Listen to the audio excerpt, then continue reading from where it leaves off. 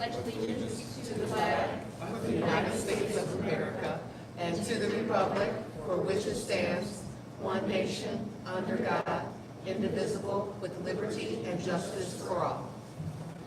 Thank you for coming. We are at Willow Creek Middle School this evening for our meeting. This meeting is a meeting of the school board in a public forum for the purpose of conducting the school corporation's business and is not to be considered a public community meeting. There will be time for public participation as indicated on the agenda. If anybody would like to speak or other, Dr. Alanes does have a form. If you could please fill that out and return the form there so that we can acknowledge you. Our mission is to educate, empower, and inspire excellence. Next, we'll start with student achievement and results. We the people, Mrs. Stewart.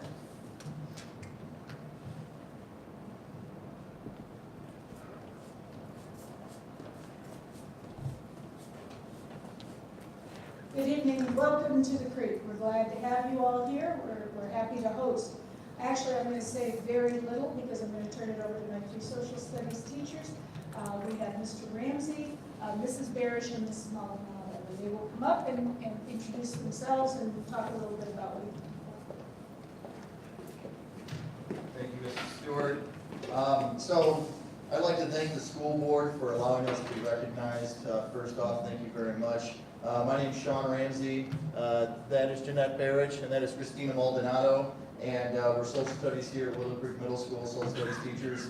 And the We the People program is a nationwide academic competition focusing on political science, civics, the history of the United States government and international politics, and the United States involvement in those international politics. The program is part of our 8th grade honors social studies curriculum here at Willow Creek Middle School.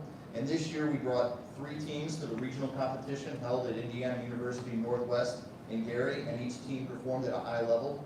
One of our teams won 2nd place overall in the competition, and another one of our teams won 3 unit awards, which is there. Those are the glass diamonds, and another one of our teams won one of those outstanding unit awards. This is the 6th year in a row that Willow Creek has qualified a team for the state competition. Our team that got 2nd place overall at the competition qualified for the state competition held in Indianapolis. And we traveled there early in the morning. We pulled out at about 3:45 in the morning to get down there on time. We face stiff competition down at the state level. It's a tough ball game. It's teams from across the state. And we performed at a high level. We scored an overall top 10 performance in the state. And the team that we lost to at the regional competition, well, didn't lose to, that we lost first to, I guess you could say, got first, we got 2nd. We scored higher than them in the state competition, so we had some redemption. I have a representative, a student representative from our competing team, from our state competition team, and she's just going to give you guys a presentation of what, just a sample of what the students prepared for the competition. So, Kayla and Ilya. Oh, I didn't see Ilya. There it is. He snuck in there. This is Kayla Winfield and Ilya Korov. 2 of our top performing students on our state competing team. And in a nutshell, what the We the People program is the students prepare 3 speeches, and they don't know which one they're going to perform or what they're going to recite or present, I should say, to the judges the day of the competition. And then they have to respond to follow-up questions. And they have no clue what those follow-up questions could be about. It could be something we covered in class. It could be something that was on the news that morning that a judge either read the newspaper and wants to know what the students' thoughts are on that particular topic. So, Ilya, your question first, sir. Most nations have a constitution, but they do not all have constitutional governments. How might people organize a constitutional government to prevent the use of power? People might organize a constitutional government to prevent the abuse of power by creating checks and balances to control and distribute power accordingly. Corruption is thus lessened or even stopped. The Constitution is used for improving the government, and one way to improve it is by stopping corruption, having limits of power on branches and sections. If one branch has too much power and or corruption, it will definitely override the others for its own benefit and interests. The founders knew that throughout history, many governments have used their power unfairly. This is why they created the system of limits, checks and balances, on power. People organize a constitutional government to enjoy and achieve the benefits of freedom. Government is made by the people, for the people, and is answerable to the people. If a government does not protect the inalienable rights of the people, then that corrupt government must be thrown out. After Ilya would give his presentation, he would be expected to answer follow-up questions like this.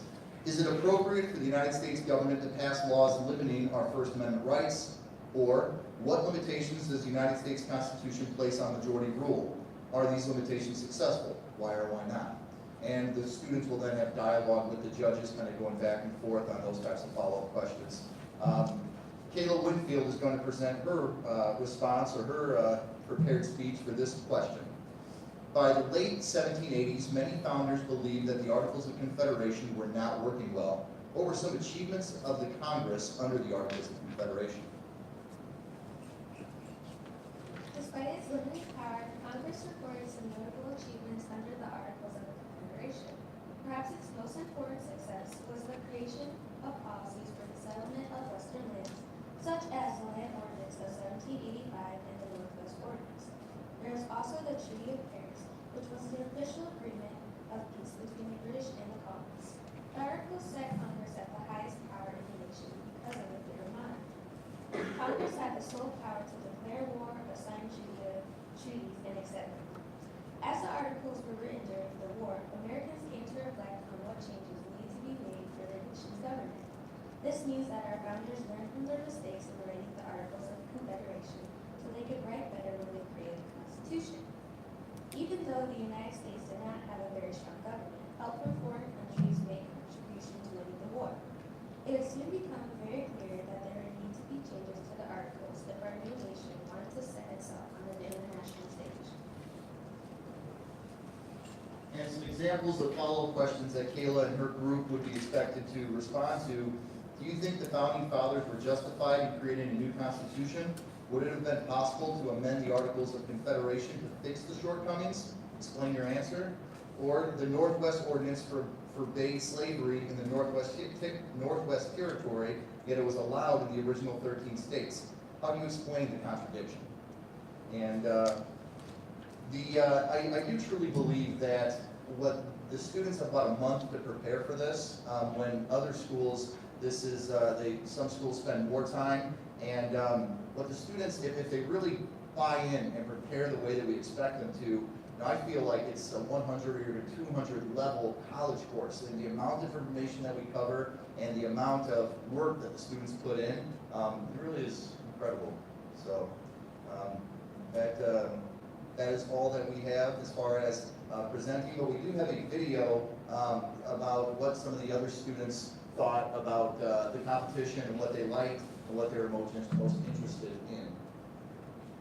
We didn't prepare that ahead of time. Is that, I don't know that the board wants to see Okay. that, right? All right. I don't know. That's okay. We're going to qualify again next year, and we'll have it for next year. So, We look forward to that. Well, thank you. It is an incredible program. And I know that some of the elementaries also do this. So does that help you? yes, it does, Mrs. President. It does. We do have students that come in that are excited about it, that they look forward to this. When we talk to parents on back to school night, we kind of explain to them, now with you being in honor social studies, this is what the We the People program is something you're going to be expected to prepare for and compete in. And some students are very scared about it and very nervous about it. So it's interesting and fun to kind of get them out of their shell. And sometimes those students are the ones that surprise you the most, the ones that are so fearful about presenting in an open forum like that. And then you just have students that are from the get-go, been wanting to do this since they got to Willow Creek, because it's a fifth grade program that we don't have in 6th or 7th, because there really isn't a competition for it. And then in 8th grade, some students say we've been waiting 3 years to do this, so we're ready. So it is, yes, it is. And so would you show us the honors that you got? So that Oh, it's on yeah. record, please? Sure, of course, yes. So each one of these units, there's 6 units in the competition, and each unit has anywhere from 4 to 5 students in it, and these are from the regional competition. So this is unit 2, 3, 4, and 5.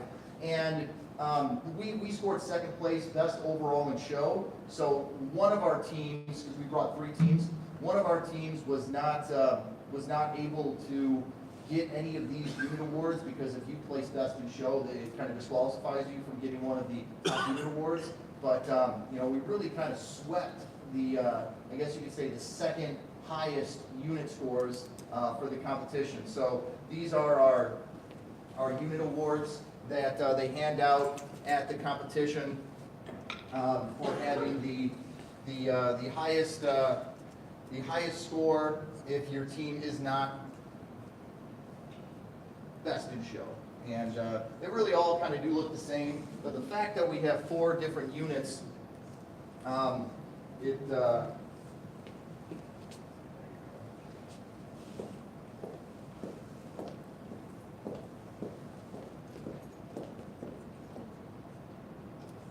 thank you, great job. And I know you put a lot of time and effort, and thank you to the students, you guys did a great job, and good luck to you in the future also. I look forward to your presentation.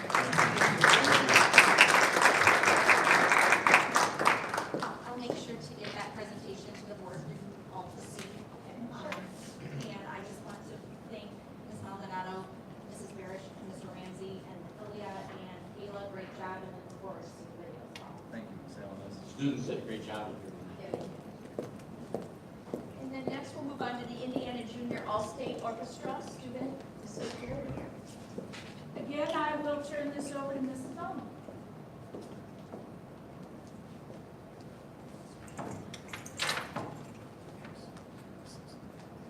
Hello, thank you so much for having us today. My name is Jessica Bauma, and I'm the orchestra director here at Willow Creek.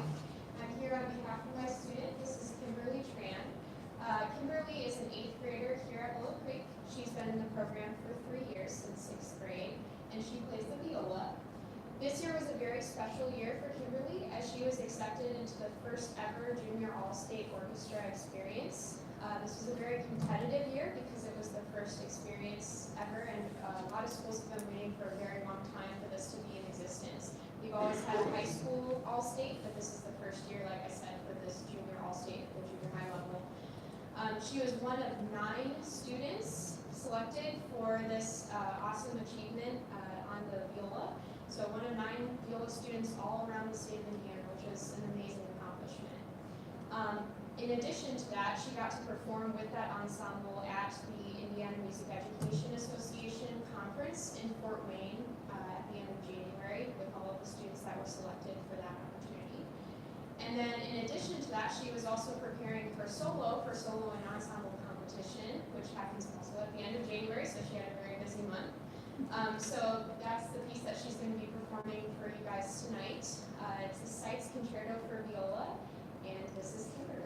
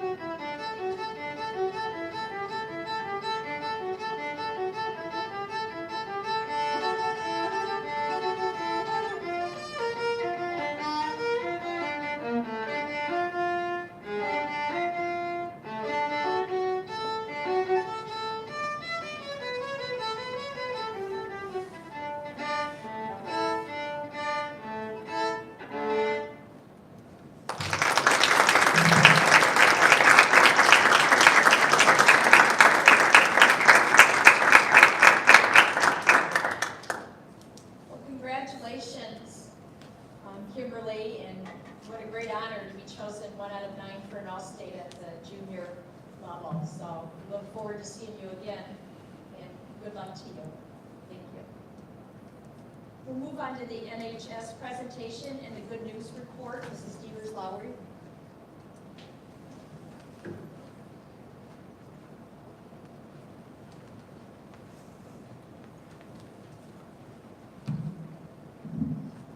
Good evening.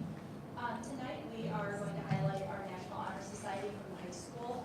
They have been doing an amazing job this school year of completing a number of projects that really engage and benefit the members of our community. So we kind of invited them here tonight to highlight some of those accomplishments that they have had. So I have Ms. Knight, who is the sponsor of National Honor Society, and then 2 of their officers, this is Connor and Sonia, and they will be showcasing some of their events tonight. Good evening. Thank you for having us here. So, it's quicker. Okay. So we're part of the National Honor Society, and my name is Sonia, and I'm the president. I'm the vice president. The National Honor Society is a national organization, and all high schools from all over the country participate in this big organization, and we're just one of the chapters of Portage, Indiana. We also have the middle school, which feeds into this. Sorry. Thank you. Thank you. So basically the mission of National Honor Society is to incorporate scholarship, service, character, academics, and leadership. And so those are the 5 pillars of NHS, and we basically work on community service projects together. We're a student body of over 100 members, and we just tackle all kinds of community service projects across in our area, and so we generate all the funds ourselves. It is student-led, as you can see. We come up with the projects, we find contacts in the community who we can reach out to, and we just basically all do it ourselves. So within NHS this year, we have 107 members, as you can see. 52 of them are juniors, 55 are seniors. We have some of the stricter requirements out of other high schools. You have to maintain at least a 3.5 GPA. Many of our members have above that and excel above that. But before you go into the program, you already have to have strict discipline and obedience, and you also have to have plenty of community service outside of the school. And this can be through really any program, but you have to prove to us that you do efforts outside of the community before you come into our program. That way we know when you join that you will be participating in furthering the school and their cause. Yeah, so one of the first events that we do is after these members, these juniors get nominated by either their teachers or the board of advisors, then they get inducted. After they fill out the application, this goes back to the board of advisors, and the board of advisors says yes or no to them. So this year we have a bigger group, and we had our induction ceremony just at the beginning of the school year. And basically, we all come on stage, we say the NHS pledge, we just basically pledge to continue what we do and just be leaders in our school.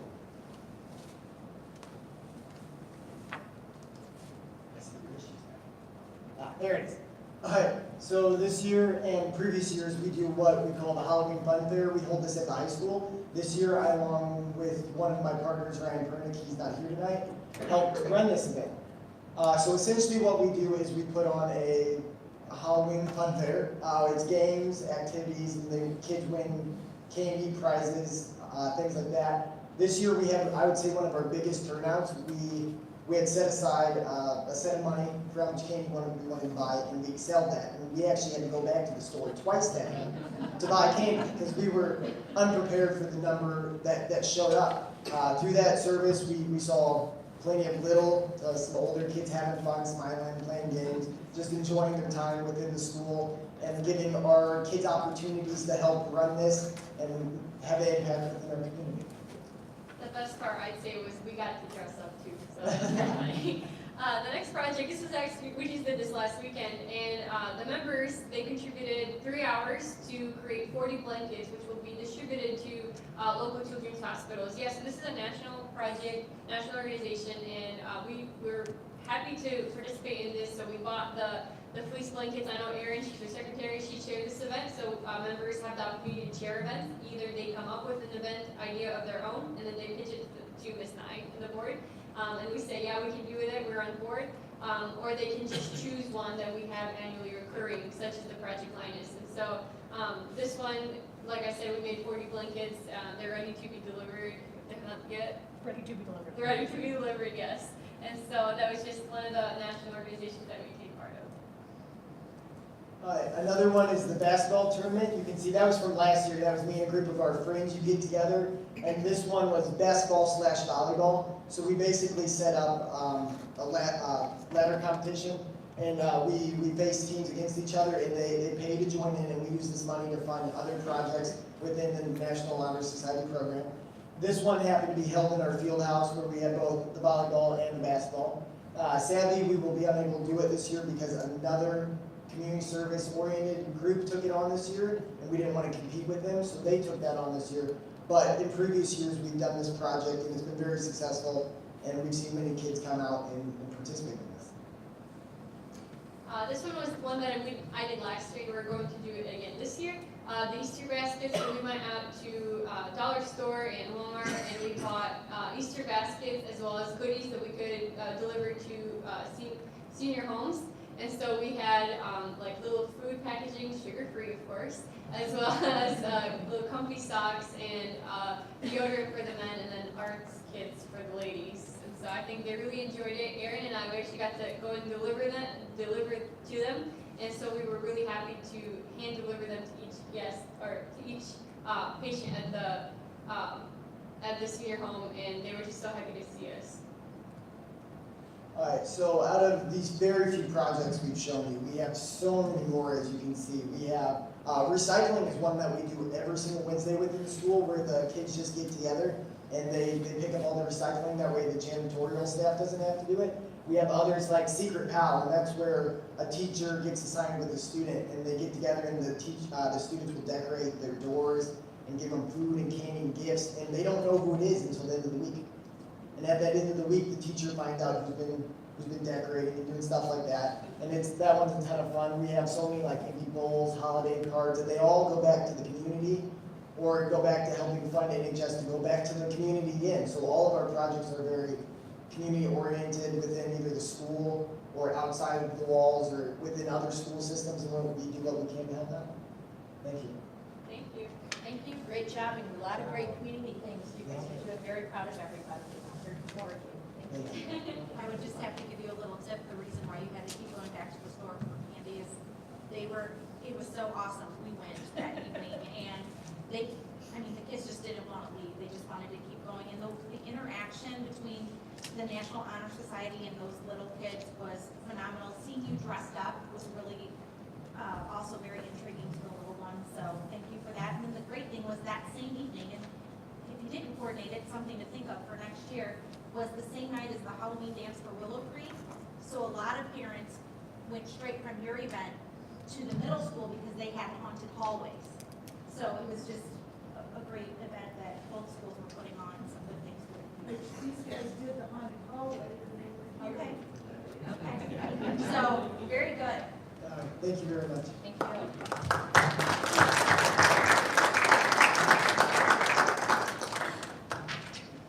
National Honor Society is such a valuable group in high school. Really proud of everything that they do in our community. If it's okay, we'll postpone the good news report until a little bit later. My intern for the evening is at baseball practice, but he is coming in his uniform. Okay, thank you. Agenda adjustments, does anybody on the board have an agenda adjustment? Hearing none, we'll move on to the superintendent consent agenda. I'd like to make a motion to approve the personnel report for March 18, 2019, the donations for March 18, 2019, the claims report for March 18, 2019, and the facility use report for March 18, 2019. Do I have a second? Questions? Discussion? Call the roll, please, Madam Secretary. Trustee Clancy? Yes. Trustee Finley? Yes. Trustee Vasquez, yes. Trustee Maleta? Yes. Trustee O'Driscoll? Yes. We'll move on to the board consent agenda. I'd like to make a motion to approve the minutes of the regular board meeting of February 25th, 2019, the minutes of the executive session for March 3rd, 2019, the and also the minutes of the discussion meeting of March 11, 2019. Do we have a second, please? Second. Discussion? Hearing none, call the roll, please. Trustee Quincy? Yes. Trustee Finley? Yes. Trustee Vasquez, yes. Trustee Maleta? Yes. Trustee Driscoll? Yes.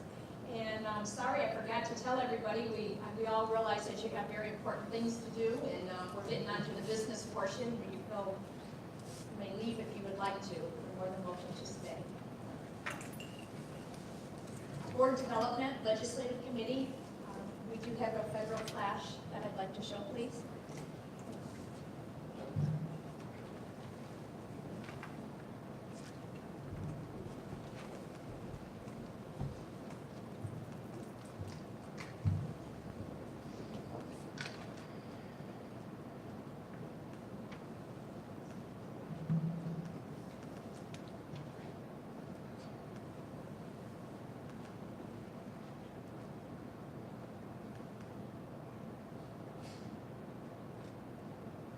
President Trump proposed a 12% cut to education funding. Education Secretary Betsy DeVos may have found a way to provide religious organizations federal funds, and the Department of Education will be implementing a special education regulation it sought to delay.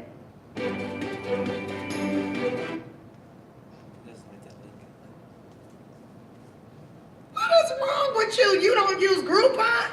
You might as well empty your wallet in this pool.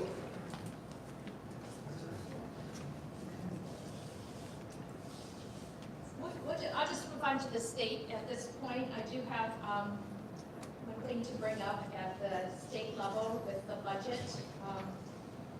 The Indiana House suggests slashing $105 million for aid for low-income students.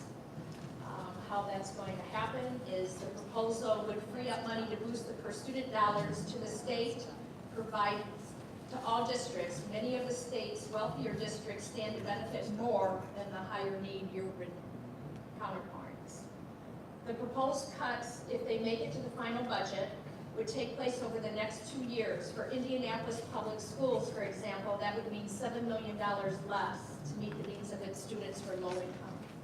Deciding to spend money to spend more statewide rather than increasing the so-called complexity funding, which provides extra funds for schools with higher number of students who qualify for public assistance, would create a stark winners and losers, and there's not much money to go around. That is something that is moving forward, so I'll let you know about that. That's all I have. Is that ready, or we can wait for the federal flash? Thank you. President Trump proposed a 12% cut to education funding. Education Secretary Betsy DeVos may have found a way to provide religious organizations federal funds, and education will be implemented. Special education regulation it sought to delay.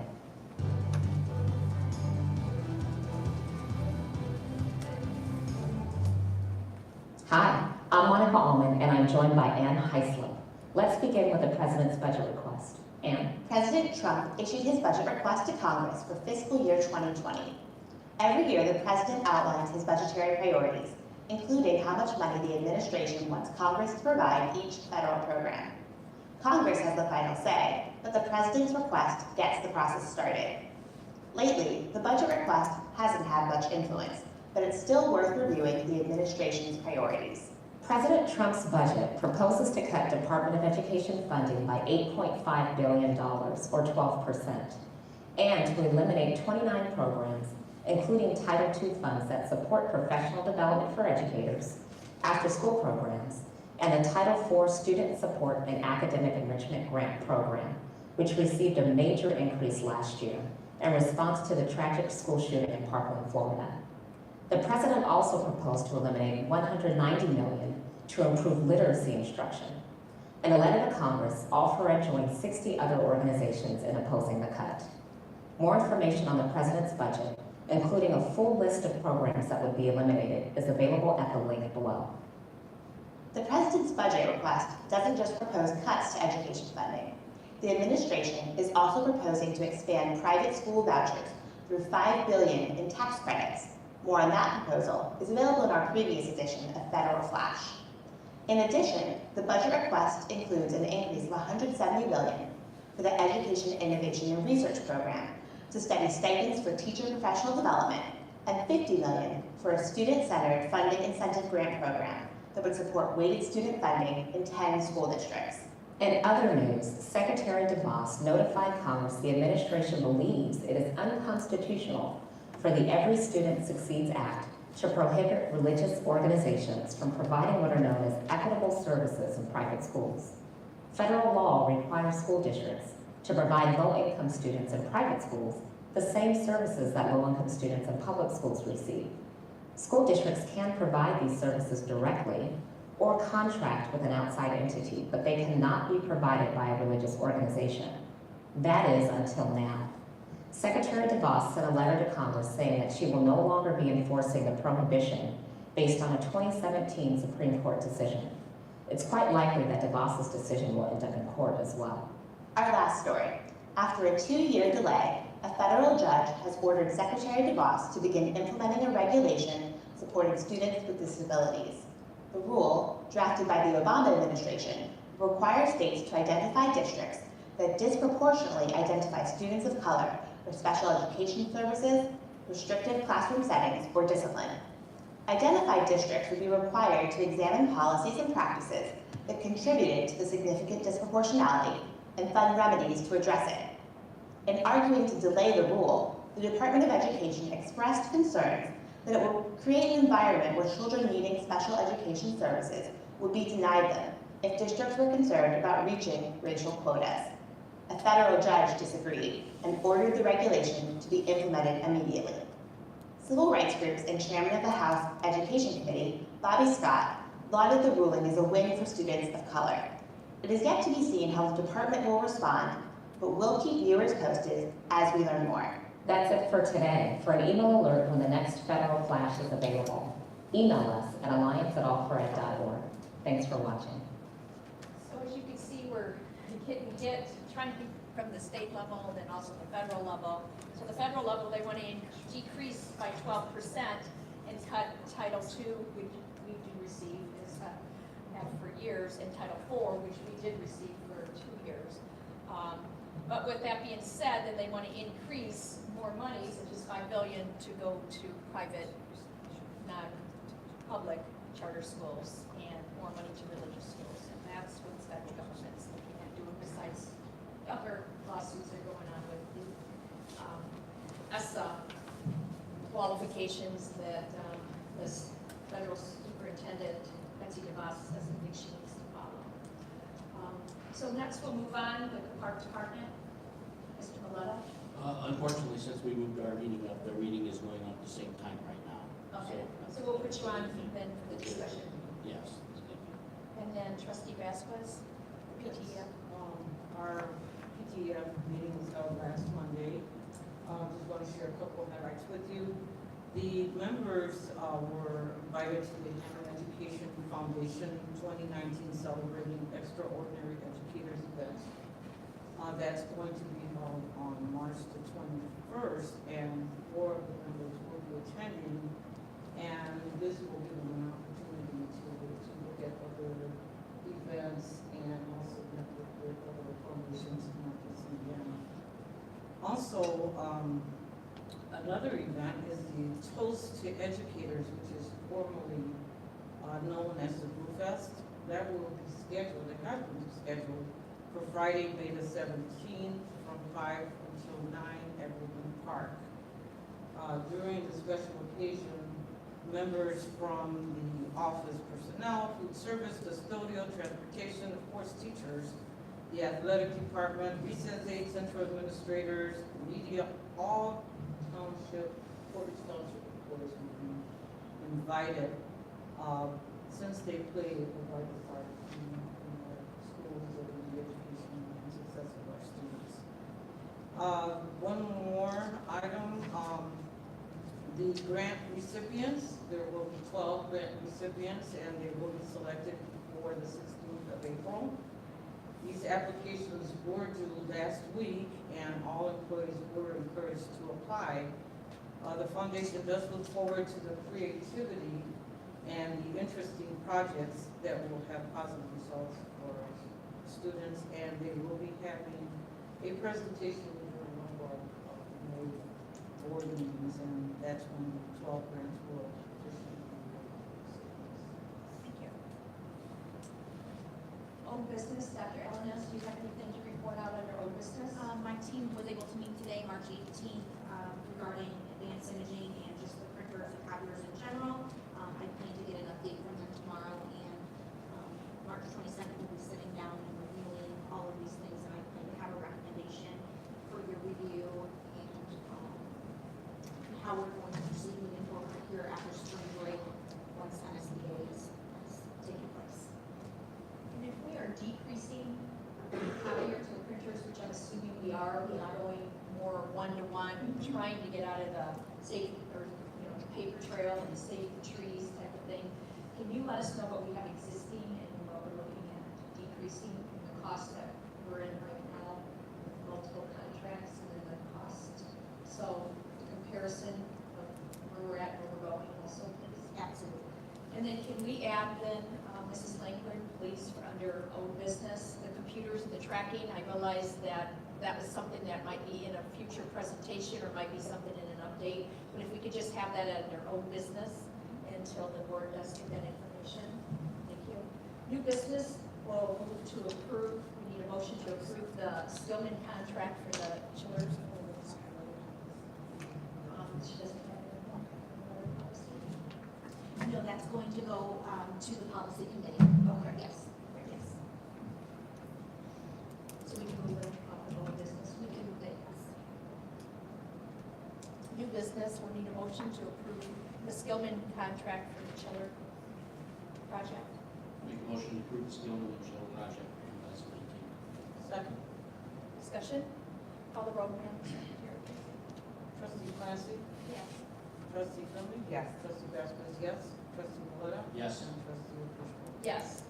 We'll need a motion to approve the adjustment to the 2019-2020 school year calendar. I make a motion to approve the adjustment to the 2019-2020 school year calendar. Second. Discussion?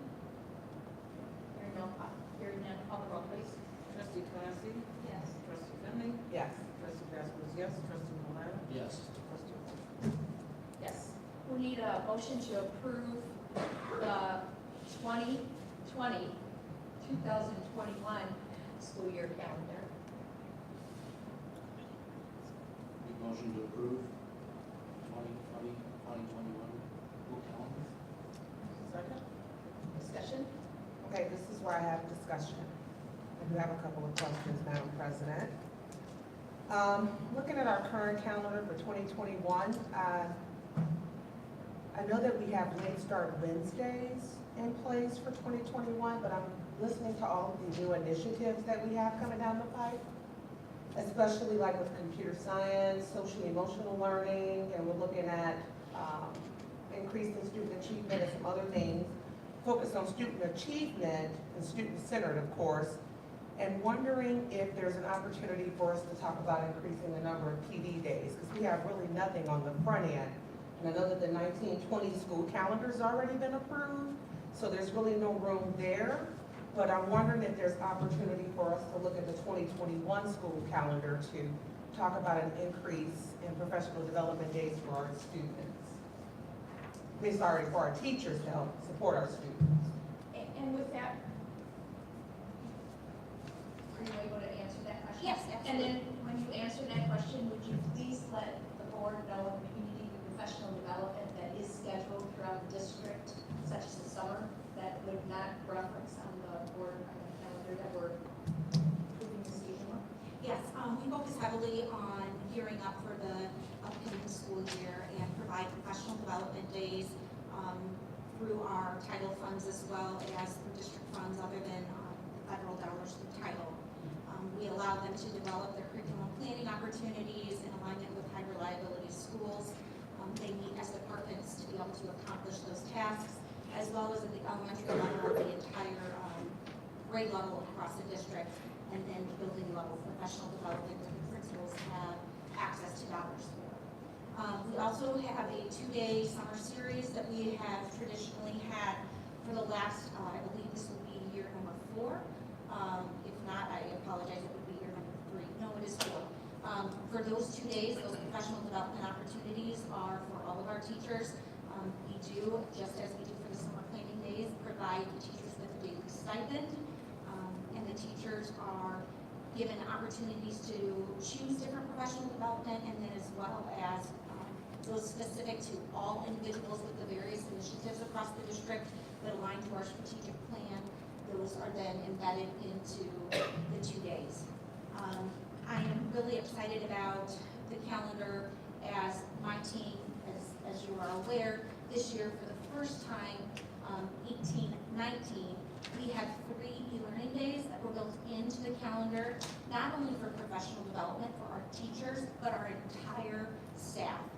Transportation on those 3 days receives professional development, as do our instructional assistants. I've had the pleasure of working with them, and fortunately our Porter County Education Services, they have also been in agreement with providing the instructional support staff that professional development time to learn about teaching students mindfulness, positive behavior approaches to connecting with students and building relationships and helping them with modifying behavior, giving them a good common language that aligns again to the strategic plan. So the paraprofessionals from PCES have also participated in those three days, as have the special education teachers, and been a part of those professional development days that again were in place for the first time this year. For the 19-20 calendar, those 3 days exist in the calendar again, and in the proposed 2021 calendar, those 3 professional development days exist. In part, the reason for putting those in were not only, again, to develop the skill set of our teachers, but to really focus in on the concept of what it takes to truly engage and educate every child in this district. And it takes all of us, and we all know that. However, prior to this year's calendar and the calendars moving forward, there was never a true built-in professional development schedule for every single individual, every single employee throughout the district. And again, that was something put in place this year and was also involved in the calendar for next year. And then those 3 e-learning days that you see built into the 2021 calendar will again be those professional development opportunities to, as Trustee Finley mentioned, focus in on those initiatives that we have in place so that we have that alignment across the district. And then, of course, the summer opportunities that we also have specifically for our certified staff. I have a question. At the building level, we also provide teachers to go on these sessions of whether you would have us or other school districts? We absolutely do. As a matter of fact, last week I'm excited for a few different opportunities. First of all, Mr. Wilson just took a group of teachers down to a social emotional learning conference, and it's about supporting the mindfulness efforts that we have in the classrooms that are currently being led by the school advisors. Those teachers, school advisors, and principals that attended that conference came and spoke at our leadership meeting and really have thought through what is leading practice in engaging the entire school community in those efforts. They will then move that training on to service staff, transportation, various individuals, and by nature, those individuals who are our support personnel, they're in this because they truly do love the kids, just like our teachers do. So they are always welcoming of the opportunities to learn and engage. And I'll tell you, the feedback we've received this year, we have about 130 between our instructional support staff and those of interlocal. We have about 130 that were able to attend the professional development on a paid day, on that e-learning day. And of the 130, about 110 came each of the 3 times. They were, we did a lot in coordination with PCES so that we had alignment to our strategic plan and how to help those in those situations of just those challenging situations that arise.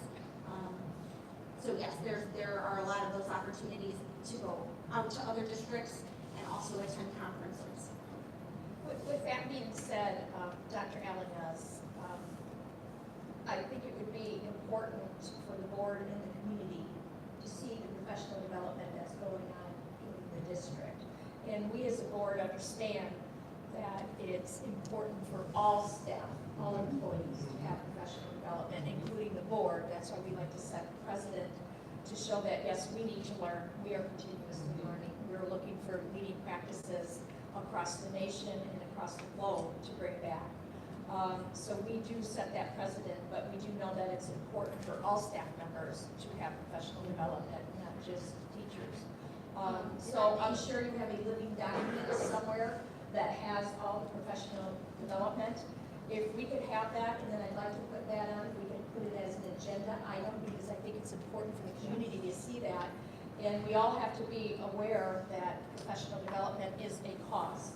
We all have to be aware of the fact too, that if we do have scheduled professional development days, it is very tough to get subs. And we understand that as a board, and I know that the administration understands that. And subs is an issue just period, let alone having scheduled days. So that's something that I'm sure that your administrative staff looked at before you put that into the calendar. So if we could have that information, I think that would be helpful. Absolutely. As a matter of fact, the interns are also working on a story for the next newsletter, sharing all of that professional development that has been taking place. Not that they can put that all into a story, but that's something they're working on, and I'll make sure to get you a living document of everything that's taking place. And then we could do that at the board meetings so that the public can see and the community can see. And then, like I said, I know that I've been on the board long enough to realize that yes, we did used to have built-in days. They were removed because of the sub issue. And they were then just built in other ways, such as late start, professional development for our staff with late starts. And that was something that they did besides the scheduled days. So I guess you decided to build in days and bring back full days. Well, I built in the days of those 3 e-learning days, but then the staff is engaged through no matter what department you're in. So, okay, so I understand that. So can you explain that so that everybody understands what the e-learning means and the built-in professional development? Sure, for so staff for that? those e-learning days are, what we did was we specifically addressed Can you the, explain what e-learning is? Sure. Some people might not the know. e-learning is the opportunity where students are online and engaged in the curriculum that is developed by our teachers, whether through our learning management system, which is Schoology, or through Google Docs at the elementary level. Within that, our students are online and our teachers are responsive during that professional development time. Our students have a matter of 3 days, or if there's an extenuating circumstance, there can be adjustments made beyond that, so that if there is limited access, we can adjust and make those arrangements to accommodate our students' needs. Those e-learning days then are built in at times where we have decided that for security reasons, we would prefer students not to be in the building, such as the primaries and November elections. So those are 2 days in particular that we utilize as that e-learning time. And we typically have one more in there. This year, we had a whole focus around Martin Luther King Day. So that was another opportunity to utilize, because we realized that a lot of our students do go out into the community and are, whether it be at church or different places that they are attending during that day. So that was another opportunity to capitalize on. And then my question, even for the 2021 calendar, there's just 2 e-learning days that are on here right now. There's not 3. There are not 3. So we still need to review the 2021 calendar. You have to do what's with me. So I don't see that on here, only see 2. So for using those as e-learning days, we're still, e-learning days as professional development days, we're still short 1. Yeah, and I don't know,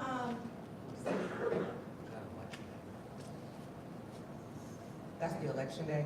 There's not an election in May. Okay, there's one in May. right, we are trying, Okay. what we're doing is capitalizing on those opportunities where we may have already had students out of the building or needed them just for Gotcha. security reasons. So there was nothing set in stone as far as the number of, because of course I also want to capitalize on having our kids in Well, the we don't building. have an election next year. Correct. So, Okay. it's not year for the election. Correct. And there is no referendum that we plan to put on No. to pay for an election, so that's why we wouldn't have that. Yeah, Gotcha. so for 2021, There's not three? Yes, there's two. There's two, okay. Any other questions? And once we get the information regarding the number of professional development, is there data? I mean, do teachers report back just on how things are going with the professional development pieces? Because just with the student achievement piece, I'm thinking about the marketing pieces, as we have to start thinking about that. I mean, I know we're talking about, and we're listening to the federal flash piece. Marketing is going to become very important for our school district because we have the choice dollars and we have charter school options now for our students, so that is impacting our overall enrollment. So we have to start thinking about marketing ourselves. So I would like to make sure, and I know the overall board would, start thinking about how we make sure that we're marketing our professional development that we're offering our teachers so that we can make sure that we're marketing that to the community to say that our teachers are receiving this professional development to be able to support our students, because that's important. I think that's something we will definitely be able to do. That's important. And that's something that we put in Peach Jam, is that correct? And I hate that name. Yes, yes, it is. It is something, and it is also something that went out at the start of the year through the postcards, talked about the professional development. So can we give that to board members who have not seen that? Maybe if you have the children in the district or something, possibly to see that information Okay. if you're not a board member. Yes. Thank you. Thank you. Call the roll, please. Trustee Clancy? Yes. Trustee Finley? Yes. Trustee Vasquez, yes. Trustee Maleta? Yes. Trustee Griswold? Yes. Next, we'll move on. We'll need a motion to approve the April 19th e-learning for weather-related closing and the May 7th e-learning day for elections. You have a motion, please? Motion to approve. Second. Discussion? Call the roll, Madam Secretary. Trustee Clancy? Yes. Trustee Finley? Yes. Trustee Vasquez, yes. Trustee Maleta? Yes. Trustee Griswold? Yes. Next, we need a motion to approve an overnight field trip for PHS to IU Bloomington for the Future State Relays on March 22nd and 23rd. I'll make a motion to approve the field trip. I'll second. Discussion? Call the roll, please.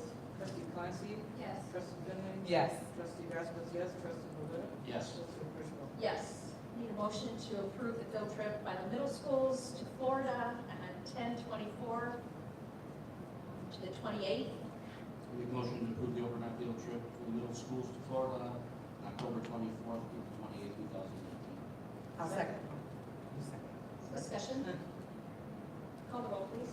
Trustee Clancy? Yes. Trustee Finley? Yes. Trustee Vasquez, yes. Trustee Maleta? Yes. Trustee Griswold? Yes. Dr. Elenis, do you have anything under comments or reports? Sure. First of all, I just wanted to congratulate our middle school students. They had a successful opportunity to attend their yearly solo and ensemble competition. And this was specifically to band, orchestra, and choir. Our 7th grade treble choir and 8th grade treble choir both received gold awards. The 8th grade mixed choir received a silver. 8th grade orchestra received a gold award, as did the 7th grade orchestra. And the 8th grade band and 7th grade band received gold awards. So they did a really nice job, and again, just another true testament to quality music education in our district. I also would like to mention that last week's mobile market, we served 77 families, and again, I just want to thank the Food Bank of Northwest Indiana for their continued support with this. It's been phenomenal, and the next marketplace will be held at Willow Creek on April 11th at 4 p.m. And of course, without all the help of these volunteers, to include student volunteers and our support from administration who attends these events, and teachers, and Mrs. DeBerslawi oversees that alongside food service, so it's really helpful. It gets the word out, and our families are truly benefiting. Also, just to share with the board, Congressman Pete Vislavsky will be visiting our classes tomorrow for the MCJROTC program to speak about his role in the U.S. government. So the students are very excited for that opportunity, and I just again thank him for that, because he's always willing to come in and share his experiences and allow the students to receive some authentic opportunities to discuss government. Also, we're going to be scheduling a public work session. I'm going to ask Mrs. Langren to send this out to you to showcase the work of our teachers and our principals and district leaders. regarding the curriculum and high reliability schools under Dr. Stevens' direction. This has been a huge undertaking. The amount of resources that are on our website once our teachers are on the secure page, and the work that they have done to build their curriculum maps, their ICANN statements, their proficiency scales, their curriculum calendars. It has been a huge undertaking, and that has been, again, led directly by Dr. Stevens, and I truly commend the efforts and appreciate all that he has done and just how it's been embraced by not only our principals but our teachers. They have really done a lot of hard work. Also, another opportunity for a public work session to showcase the K-12 social emotional curriculum. As I shared a little bit ago, Mr. Wilson has taken a group to the state, downstate to a conference, and they are expanding those initiatives to include mindfulness, self-regulating skills. How do we develop those in our students so that they have success in the curriculum? Because we know that their needs, their basic needs are the priority, and we all have to engage and make sure we're using leading practices and complementing each other's work along the way so that we are all using the same language and the same practices. So I do want to thank Mr. Wilson because he really has aligned this K-12. As you know, with his background, 10 years in the mental health profession, and then his time as an educator has really helped us to develop a K-12 comprehensive initiative. Going along with that comprehensive initiative, as you know, our district's safety and security plan includes the school-based counseling initiative, and this partnership includes outside counseling agencies. And I just want to, again, commend the efforts of Dr. Stevens and Mr. Wilson, because at this point in time, we currently have Porter Stark, Choices Counseling, Positive Approach to Teen Health, Crown Counseling, and Doombrook in our schools. These agencies are working right alongside our educators, but more importantly, they're working right alongside parents and their students to best meet the needs of their individual well-being, as well as help us to develop that culture of taking care of each other. So I'm just very appreciative for everyone's efforts on that.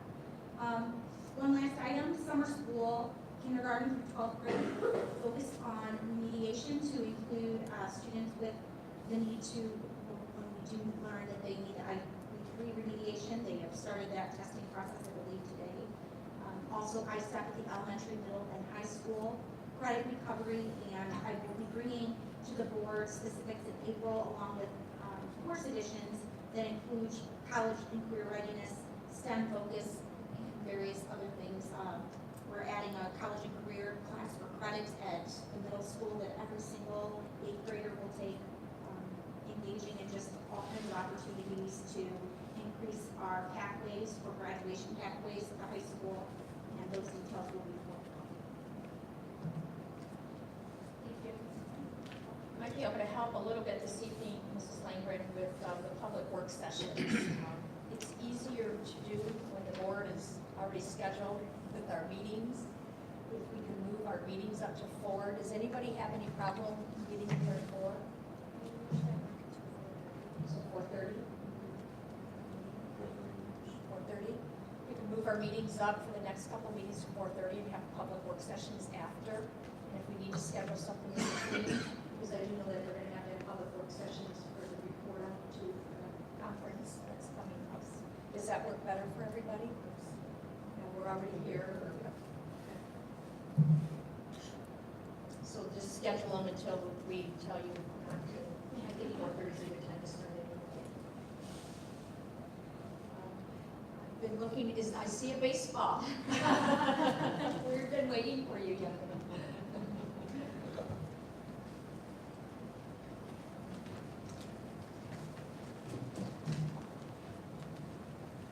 Evan is going to be our first, the first time we've got a good news report with a little bit of background for you to see as well. We thought that was a good addition to him being able to share those good things, is you being able to see some pictures of the things going on that he's speaking to.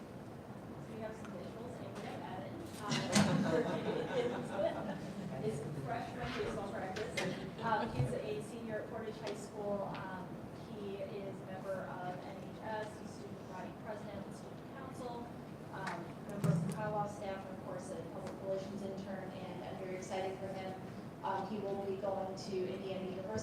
year to study journalism, and he's been accepted as an Ernie Pyle Scholar, which is really fantastic, very proud of him.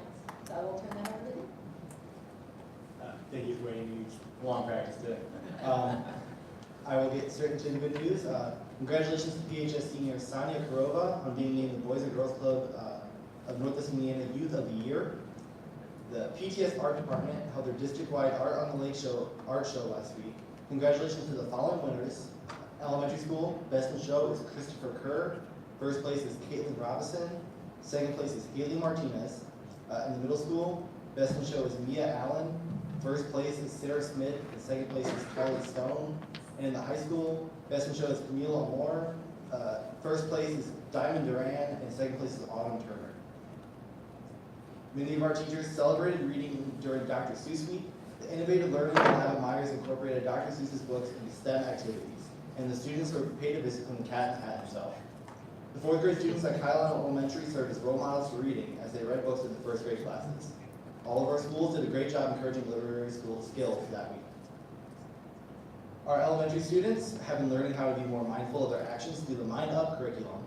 Last week, the students at Sailor Elementary created mindfulness bottles by mixing various ingredients together, and they can now use the bottles to help calm them when they are feeling angry or anxious. Some of our upcoming events.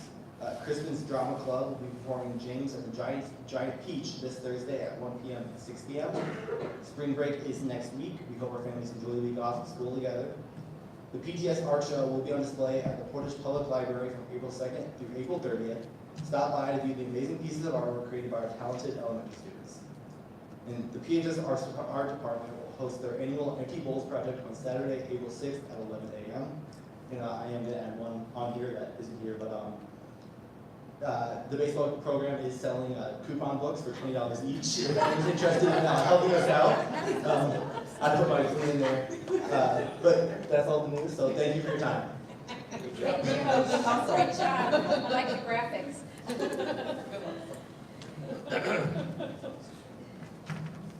I would just like to request under items not on the agenda, it sounds like we're going to have some great public work sessions, but could we have a streamlined version as an agenda item and presentation to the community also? I think that's important so that they understand what great things that we're doing in the district also.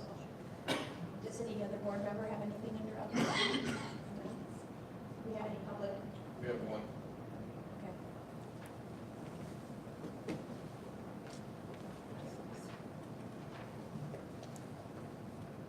We have Sarah Black. Hi, Hi, how are you? thank you. Thank you, Madam President. Thank you, Dr. Alanis. Thank you, board members, for allowing us to address you today. We wanted to make you aware that we have sent a letter to our board, the PCS board, regarding budgets. So Dr. Alanis is the president of our board. Now, the reason we're coming to your board is because PCES is a non-taxing entity. And any money... I might have missed, maybe I didn't hear. Can you just, are you an employee of the district? I'm an employee of Porter County Education Services, and I'm serving at Kyle Elementary School as the LD resource teacher. Okay. And so you are here representing? Special education teachers. Through the district or through the PCES, but the reason I'm addressing the district is because our funding comes from the district. We are not a taxing entity, the special ed services. All of our money comes through the district. And I understand that, yeah. But have you brought this up with the superintendent? Have you used your chain of command with the funding? Well, we've shared the letter with her, but we wanted to let you know we shared this letter with her. And this may be a letter I received today in an envelope sealed? You should have had it March 5th at the board meeting for PCES. I was absent that day. Oh, okay, Yes. okay. So I met with Mrs. Massa this morning about that meeting, and I have a sealed letter. Oh, okay. That she asked me to open, which I haven't had a chance to yet, so I'm assuming that's gonna be the letter. Yes. So we're Yes. gonna let her address that to you then, since she's Okay. just received it and we're deer in the headlights. We don't know, we don't have anything. Right, here well, we with have us, a copy she's deer for in you the if you'd headlights. like it. And the reason I brought it up is because we know that you all are planning your budget, and we wanted to share how this is affecting special education students. And thank you, and I appreciate that. We do have a PTS board email, or if you'd like to give that to Mrs. Lundgren, she can make sure Yes, we you get can all do that. Thank you. Thank you. Does anybody else